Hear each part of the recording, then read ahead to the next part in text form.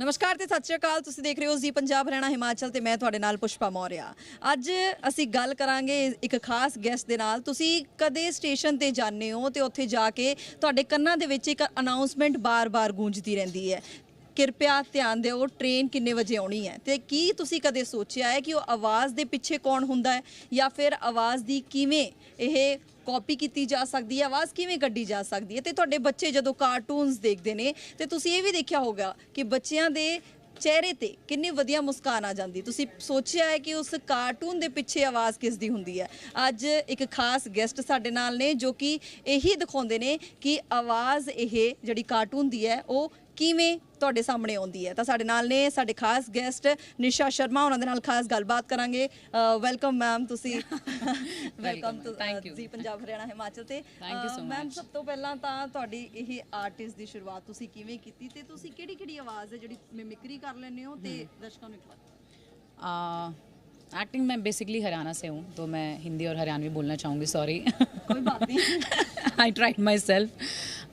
Acting मैं भी बहुत मतलब कंजर्वेटिव फैमिली से थी, इतना ज़्यादा कुछ वो नहीं था, लेकिन धीरे धीरे मैंने काम किया, मेरी फैमिली ने मुझे सपोर्ट किया तो होता गया। और सेकंड क्वेश्चन आपने पूछा आवाज़ कैसे। मैं आई डिड जर्नलिज्म, जैसे आप काम कर रही हैं, मैंने भी ऐसा काम किया है एक टाइम पे। तो मैंने धीरे धीरे वॉइस पे काम किया और अपने डिक्शन पे काम किया, तो होता चला गया। ओके तो मैम का कहना ये है कि धीरे धीरे काम किया, मेहनत की, तो आपसे ये होता हुआ चला गया। तो मैम आप कौन कौन सी आवाज़ें जो हैं वो निकाल सकते हैं? जैसे कि आपने हमें बताया पहले कि डोरेमोन की आवाज़ आप बहुत अच्छे तरीके से निकाल लेते हैं, शिनचैन की। तो एक बार कुछ आवाज़ें जो हैं आप दर्शकों को अगर अपने उसमें सुनाना चाहें। मैं एक एक लाइन सब जो भी आता है वो सुनाती हूँ।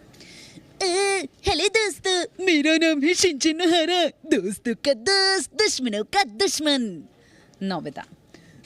डोरेमोन, तुम मुझे गेजेस दो ना, अगर तुमने मुझे गेजेस नहीं दिए ना तो जान मुझे बहुत मारेगा, सुनियो मेरी बहुत पिटाई करेगा। और शीजुका तो मुझसे बात ही नहीं करेगी डोरेमोन। ਤਾਂ ਤੁਸੀਂ ਸੁਣਿਆ ਕਿ ਕਿਵੇਂ ਮੈਮ ਜਿਹੜੇ ਨੇ ਉਹ ਬੱਚਿਆਂ ਨੂੰ ਖੁਸ਼ ਕਰਨ ਦੀ ਆਵਾਜ਼ ਕੱਢ ਲੈਂਦੇ ਨੇ। ਮੈਮ ਤੁਸੀਂ ਦੱਸਿਆ ਕਿ ਰੇਲਵੇ ਤੇ ਜਿਹੜੀ ਅਨਾਉਂਸਮੈਂਟ ਹੁੰਦੀ ਉਹ ਵੀ ਤੁਸੀਂ ਬਹੁਤ ਚੰਗੇ ਤਰੀਕੇ ਦੇ ਨਾਲ ਬੋਲ ਲੈਂਦੇ ਹੋ, ਤੇ ਇੱਕ ਵਾਰ ਉਹ ਵੀ ਤੁਸੀਂ ਦਰਸ਼ਕਾਂ ਨਾਲ ਜ਼ਰੂਰ ਸਾਂਝਾ ਕਰੋ। मैं दोनों फ़ोन की और ये दोनों बोलती हूँ। यात्रीगण कृपया ध्यान दें, गाड़ी नंबर 5608 प्लेटफॉर्म नंबर 3 पर आ चुकी है, धन्यवाद। फ़ोन कॉल की। The number you have dial is currently busy, please try after some time. जिस नंबर पर आप कॉल करने का प्रयत्न कर रहे हैं वो अभी व्यस्त है, कृपया थोड़ी देर बाद कोशिश करें, धन्यवाद। ਤਾਂ ਮੈਮ ਤੁਹਾਡੇ ਮਤਲਬ ਤੁਸੀਂ ਕਿਵੇਂ ਪਛਾਣਿਆ ਕਿ ਤੁਹਾਡੇ ਅੰਦਰ ਇਹ ਟੈਲੈਂਟ ਹੈਗਾ ਤੇ ਇਸੇ ਨੂੰ ਲੈ ਕੇ ਤੁਸੀਂ ਅੱਗੇ ਵਧੋਗੇ? ਕੋਈ ਖਾਸ ਇੱਕ ਜਰਨੀ ਰਹੀ ਹੈ ਇਸ ਦੇ ਪਿੱਛੇ ਜਾਂ ਫਿਰ ਤੁਸੀਂ ਬਚਪਨ ਤੋਂ ਹੀ ਸੋਚਿਆ ਹੋਇਆ? नहीं, मैंने नहीं, मुझे लगता है कि मेरे टीचर्स, कभी कभी ऐसा होता है कि बहुत सारे बच्चे कुछ कर पाते हैं लाइफ में बिकॉज ऑफ देयर टीचर्स। तो मुझे टीचर्स बहुत अच्छे मिले, उन्होंने मेरी आवाज़ को पहचाना और उन्हें लगा कि मैं काम कर सकती हूँ इस चीज़ पे, तो उनकी मेहनत थी, धीरे धीरे मैंने काम किया तो चीज़ें होती चली गई। अच्छा, और आपको फैमिली में किस किस का सपोर्ट सबसे ज़्यादा मिला है अगर मैं पूछूँ तो? इनिशियली नहीं, लेकिन धीरे धीरे मेरी मम्मी भाई, आज मतलब ऐसा है कि वो ये बोलते हैं कि तुम करो, हम तुम्हारे पीछे हैं। हाँ, ਤਾਂ ਸਾਡੇ ਨਾਲ ਸਾਡੇ ਕਲੀਗਸ ਵੀ ਨੇ ਜੋ ਕਿ ਮੈਮ ਨਾਲ ਸਵਾਲ ਕਰਨਾ ਚਾਹੁੰਦੇ ਨੇ, ਕਿਉਂਕਿ ਇਹਨਾਂ ਦੇ ਮਨਾਂ ਦੇ ਵਿੱਚ ਵੀ ਬਹੁਤ ਹੈ ਕਿ ਕਿਵੇਂ ਆਵਾਜ਼ ਜਿਹੜੀ ਹੈ ਇੰਨੀ ਵਧੀਆ ਤਰੀਕੇ ਦੇ ਨਾਲ ਕਾਪੀ ਕਰ ਲੈਂਦੇ ਨੇ। ਤਾਂ ਗगन मैम ने गगन, अच्छा मैं आपसे ये जानना चाहती हूँ कि आपको ये सब मतलब परफेक्शन लाने में कितना समय लगा? क्या कोई इसके लिए प्रैक्टिस करते थे सुबह शाम दिन रात, कोई ऐसा? और यही क्यों आपने चुना, आप कुछ और भी कर सकती थी? नहीं, टेक्सचर मेरा वॉइस का बहुत हमेशा बचपन से ही बहुत हैवी रहा है, थोड़ा मैनली मेरी वॉइस है। तो बचपन में तो आई वाज बुली स्कूल में, तो मुझे सब सर कह के बुलाते थे, लेकिन मेरे टीचर्स, जैसे मैंने बताया, टीचर्स ने मेरे बहुत काम किया मेरे डिक्शन पे। फिर मैंने भी, जैसे आपने बोला कि आप कितना मेहनत करते थे, मैंने स्टूडियोज़ में 8-8 10-10 घंटे अपने डिक्शन पे, अपने टेक्सचर पे काम किया है।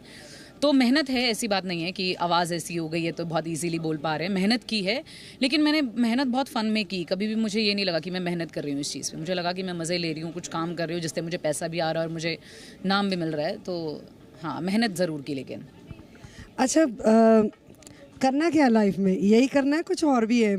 नहीं, मैं यही नहीं कर रही हूँ, आई एम एक्टर टू। मैं फिल्मों में काम कर रही हूँ अभी, हिंदी, हरियाणवी, बॉलीवुड सभी फिल्मों में काम कर रही हूँ फ़िलहाल। अभी जैसे आपने लाइसेंस देखी होगी, लाइसेंस फिल्म में मैं एज स्कोप एक कैरेक्टर प्ले कर रही हूँ। तो हैं, अभी मैं कर चुकी हूँ, 10-15 फिल्में कर चुकी हूँ अभी तक। ठीक है जी। तो और कुछ इसके बारे में सोचा कि आगे लाइफ में क्या करना है? मुझे एक्टिंग ही परस्यू करनी है धीरे धीरे। I am working into direction to. मैं डायरेक्शन में भी थोड़ा थोड़ा काम कर रही हूँ, क्योंकि हमारा खुद का प्रोडक्शन हाउस है, तो हम खुद से भी फिल्में बना रहे हैं, तो मेरा रुझान उधर भी बढ़ रहा है। तो मुझे नहीं लगता है कि अगर आप इफ़ यू हैव स्किल्स तो आपको एक्सप्लोर करते रहना चाहिए। जैसे मैंने जर्नलिज्म किया, फिर मैं न्यूज़ चैनल में गई, मैंने आरजेइंग की बहुत टाइम, फिर मैंने वॉइस ओवर आर्टिस्ट काम किया, फिर मुझे एक्टिंग में काम करना अच्छा लगने लगा, अब मुझे डायरेक्शन में मन हो रहा है। तो जितने स्किल्स हैं उनको यूज़ करना चाहिए, मुझे लगता है। नहीं, जाहिर सी बात है कि जो मन हो वो करना चाहिए।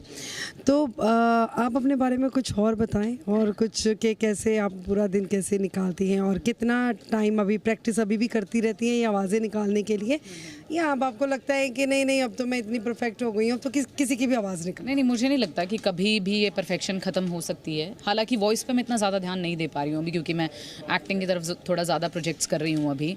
वॉइस मैंने बहुत एज फन ही शुरू किया था, जितना मुझे मज़ा आ रहा था उतना किया था। मैंने बहुत ऐसे रिजिड होके कभी प्रोफेशन नहीं बनाया वॉइस को, लेकिन मैं काम करती रहती हूँ धीरे। कभी शरारत की है घर में? हाँ, मेरे घर में सबसे ज़्यादा शरारती मैं ही हूँ। ये आवाज़ें निकाल। हाँ मैंने बहुत सारी गर्लफ्रेंड्स के ऐसे, जब बॉयफ्रेंड्स बहुत लगातार फ़ोन करते थे तो उनका फ़ोन उठा के बिज़ी बता देती थी मैं।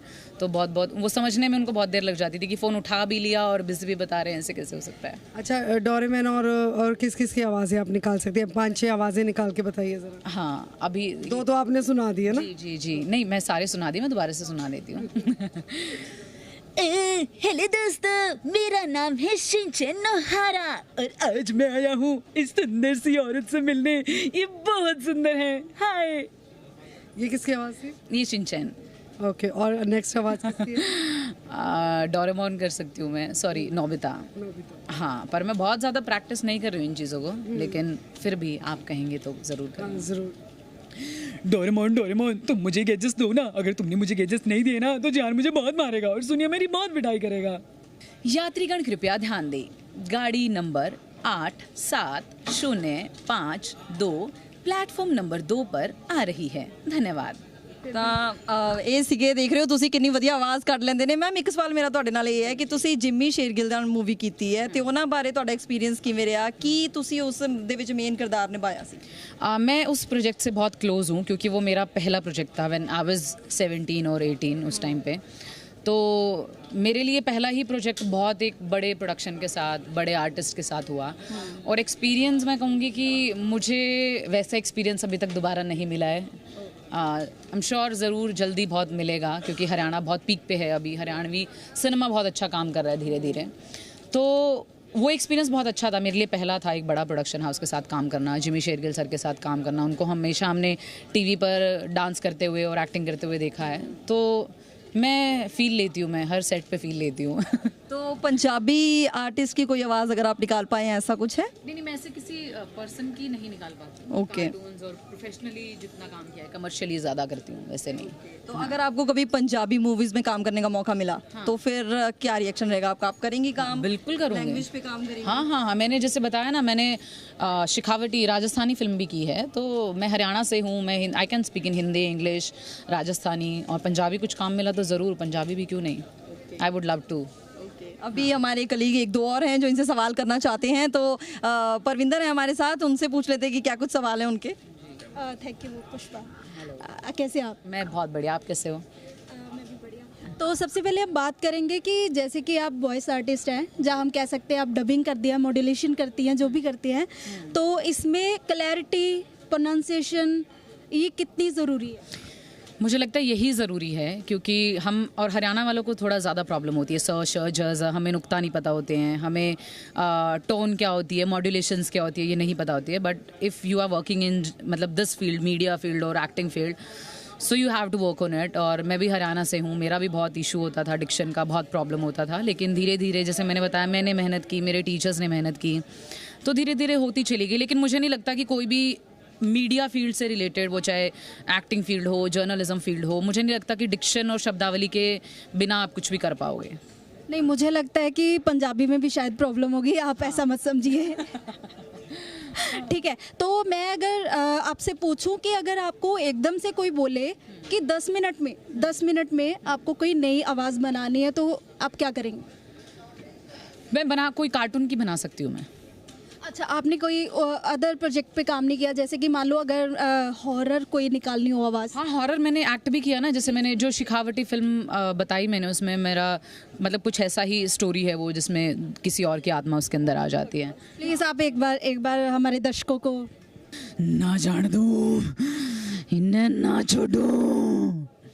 वैसे कर सकती हूँ मैं तो बहुत। दर्शकों को डर लगना चाहिए इनकी आवाज़ से। हाँ, आप कायांतर जाके देखो स्टेज ऐप पे, तो जरूर डर लगेगा। ठीक है, अगर जैसे आप हमारे न्यूज़ डिपार्टमेंट में, तो मैं न्यूज़ से रिलेटेड ही अब बात करूंगी कि अगर कोई खबर पढ़नी हो तो वो प्लीज़ एक कोई लाइन ऐसे न्यूज़ फ्लो में। हाँ, हमारा एक इन हाउस चैनल होता था जब मैं अपनी ग्रेजुएशन कर रही होती थी, तो हमारे टीचर्स बहुत मेहनत कराते थे ना कि आप स्कूल कॉलेज में ही बहुत ज़्यादा चीज़ें सीख जाओ, तो जो बहुत इंट्रो होता है जो बहुत इम्पैक्टिव होता है वो करते थे हम। नमस्कार, एसीपी न्यूज़ में आप सभी का स्वागत है। मैं निशा शर्मा एक बार फिर से हाजिर हूँ आपके शहर पानीपत और देश विदेश की तमाम गतिविधियों के साथ। आगे बढ़ने के लिए नज़र डालते हैं स्क्रीन पर। तो मुझे लगता है आपकी बात जल्दी से जल्दी मुझे अपने एडिटर के साथ करनी चाहिए कि निशा शर्मा को इधर भी लाया जाए। Okay, thank you Pushpa. Thank you. तो ये निशा शर्मा की आप टैलेंट देख सकते हैं, वो हॉरर आवाज़ भी निकाल लेती हैं, कार्टून आवाज़ भी निकाल लेती हैं, और रेलवे पे जो सावधानियां दी जाती हैं वो भी आवाज़ निकाल लेती हैं। तो मैम आपसे मेरा लास्ट क्वेश्चन बस यही है कि एआई, क्योंकि वो भी आर्टिस्ट जो है उसमें वीओ आर्टिस्ट जो हैं ऐड ऑन हो चुके हैं, उसमें आप किसी की भी आवाज़ जो है वो वॉइस ओवर करवा सकते हैं, तो आपको नहीं लगता कि आपके लिए डेंजर जोन है? नहीं है, ये कुछ टाइम, मुझे जहाँ तक मेरी समझ है, मुझे लगता है कि ऐसा होगा, अनएम्प्लॉयमेंट बहुत होगा इस फील्ड के लिए भी, क्योंकि एआई बहुत अच्छा काम कर रहा है, लेकिन कहीं ना कहीं मुझे लगता है कि ह्यूमन टच नहीं हो पाएगा बहुत हद तक। मुझे लगता है कि ह्यूमन टच की नीड हमेशा हर फील्ड में रहेगी। जो इंसान कर सकता है, मुझे नहीं लगता वो एआई उतनी परफेक्शन के साथ कर सकता है। लेकिन अब तो मतलब ऐसा है कि हम भी मतलब एआई के साथ जुड़ के अपनी आवाज़ दे सकते हैं, तो अगर आपको मौका मिला तो आप ऐसा करना चाहेंगे? हाँ, करूँगी ज़रूर, मैं एक्सप्लोर करने के लिए रेडी हूँ, आप मुझे जॉब दो।